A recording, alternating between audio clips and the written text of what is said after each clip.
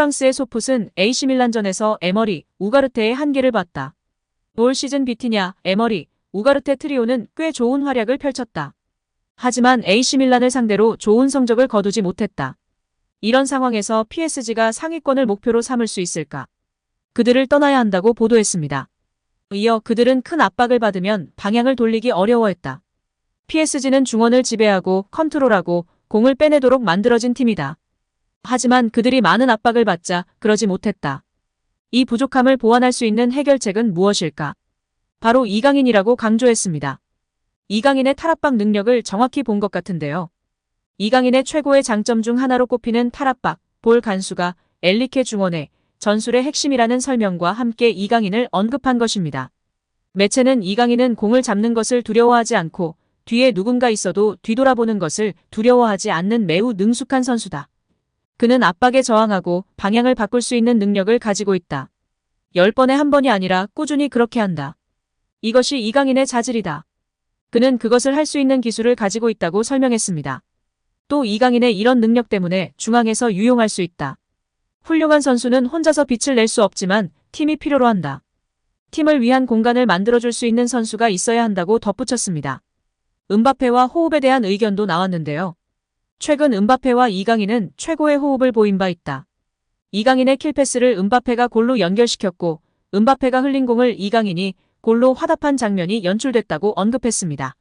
이어 매체는 음바페가 가끔 콤비네이션을 시도하는 모습을 보였지만 PSG는 기술적인 영감을 얻지 못해 함정에 빠졌다. AC 밀란이 잘했다. 음바페를 컨트롤하는 방법을 알고 있었다. 이렇게 음바페가 막히면 PSG도 어렵다. 이런 상황에서 음바페를 살릴 수 있는 드리블, 마술, 창의력이 필요하다. 이강인을 제외하고는 이런 모습은 없었다고 강조했습니다. 마지막으로 이 매체는 최전방에 선발로 나선 낭단 콜로 무아니를 강하게 비판했는데요. 이 매체는 콜로 무아니는 다시 한번 경기를 놓쳤다.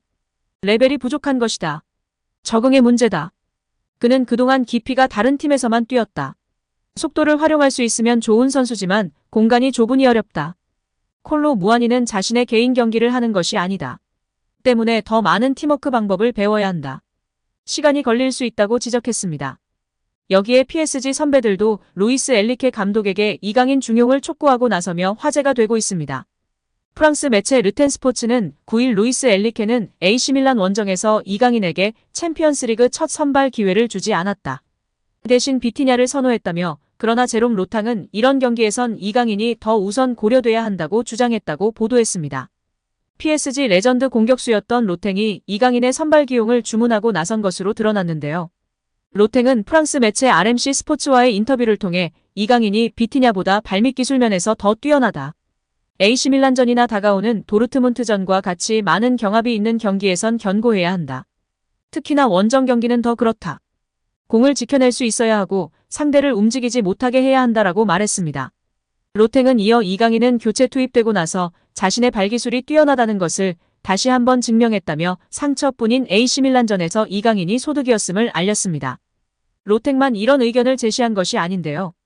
PSG 선수 출신 디디에 도미도 이강인을 미드필더로 더 투입해야 한다고 알렸었습니다.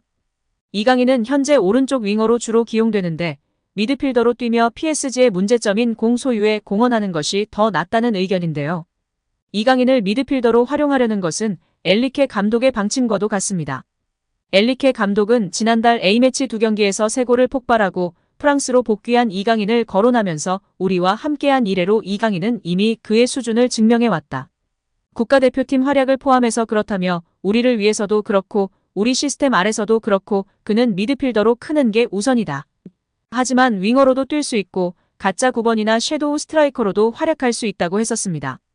엘리케 감독은 이어 이강인은 마무리와 마지막 패스에 재능을 가지고 있어 아주 흥미로운 선수라고 한 번 더 호평했었습니다. 그런 평가 뒤 엘리케 감독은 우선 포지션으로 고려한 미드필더보다 오른쪽 윙어로 투입하고 있는데요. 이강인 스스로도 윙어를 더 선호하는 편이라고 알려져 있습니다. 하지만 PSG 중원이 예상보다 부실하다 보니 이강인을 가운데로 이동시켜야 한다는 견해가 속출하는 셈입니다. 어떻게 보면 이강인의 팀 내 중요도가 확 커진 셈입니다. 여기에 올 시즌 파리 생제르맹이 영입한 선수 중에서 이강인의 활약이 높게 평가받고 있습니다. 프랑스 매체 르텐스포르트는 9일 PSG가 올 여름 이적 시장에서 영입한 선수들에 대해 언급했는데요. PSG는 지난 시즌 종료 이후 메시와 네이마르가 팀을 떠났지만 올 여름 이적 시장을 통해 이강인을 포함해 덴벨레, 무아니, 하무스, 아센시오, 우가르테, 에르난데스, 슈크리니아르 등 10명이 넘는 선수들을 영입해 선수단을 개편했습니다. 르텐스포르트는 PSG는 지난 여름 이적 시장을 통해 선수단을 새롭게 단장했다. 많은 선수들이 PSG에 합류했고 일부는 시즌 시작부터 인상을 남겼다며 PSG는 메시나 네이마르 같은 스타들이 사라졌고 프랑스 국적을 가진 선수들로 대체됐다. PSG에 좀 더 프랑스의 정체성을 부여했고 무아니와 덴벨레가 합류했다. PSG는 신예 미드필더 우가르테 영입을 위해 거의 6천만 유로를 지출하는 도박을 했다. 지난 시즌 부상으로 활약이 적었던 슈크리니아르는 PSG에서 부활했다고 평가했습니다. 특히 가장 예상치 못한 활약을 펼친 선수는 이강인이다. PSG 이적 이전에는 크게 알려지지 않았던 이강인은 훌륭한 발견이라는 것을 입증하고 있다며 이강인은 PSG에서 사랑을 받을 선수다. 차분한 성격과 함께 기술이 뛰어나다고 조명했습니다. 한편 이강인의 경쟁자로는 미드필더 비티냐와 오른쪽 윙어로 주로 나서는 우스만 덴벨레가 꼽히는데 소셜미디어를 통해 알 수 있듯이 현지 팬들은 이들이 나설 때보다 이강인 나설 때가 낫다는 의견이 줄을 잇고 있습니다. 이강인이 비티냐에 비해 UCL 등 큰 무대에서 압박감을 덜 느끼고 천재성을 보여주는 한편 덴벨레보다는 더욱 효율적이고 정교한 플레이를 펼친다는 것인데요. 프랑스 리그가 11라운드를 지나 시즌 중반으로 접어든 시점에도 PSG의 확실한 주전 조합과 포메이션을 규정하기는 힘든 상황입니다.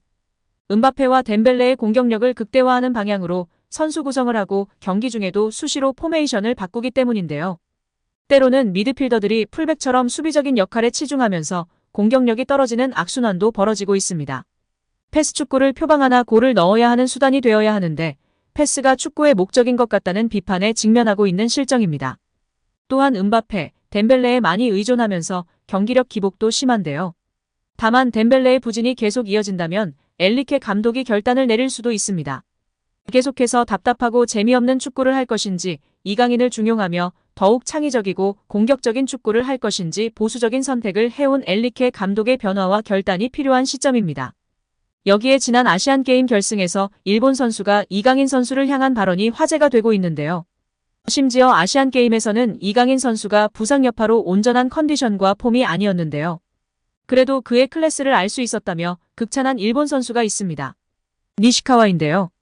그는 결승전 전후로 일본의 미남 축구 스타로서 한국 여성 팬들에게 큰 관심을 모았던 선수이기도 합니다. 현재 일본 제1리그의 사간도스에서 뛰고 있습니다. 그는 순간적으로 수비를 제치는 속도가 과연 대단했다. 볼을 잡았을 때 자꾸 주변 선수와 연계할 수 있는 곳으로 플레이하는 게 굉장하다고 느꼈다라고 이강인의 기량에 대해 설명했습니다. 이어 아쉬움이 남는 대결이지만 이강인의 레벨을 피부로 느낀 것은 긍정적인 일이었다. 저 역시 그 수준을 목표로 해 정진하겠다라고 말하며 팬들에게 화제가 되고 있습니다. 오늘 영상은 여기까지입니다. 끝까지 시청해주셔서 감사합니다. 늘 건강하시고 더 좋은 영상으로 찾아뵙겠습니다. 구독과 좋아요도 잊지 마시고 부탁드립니다. 감사합니다.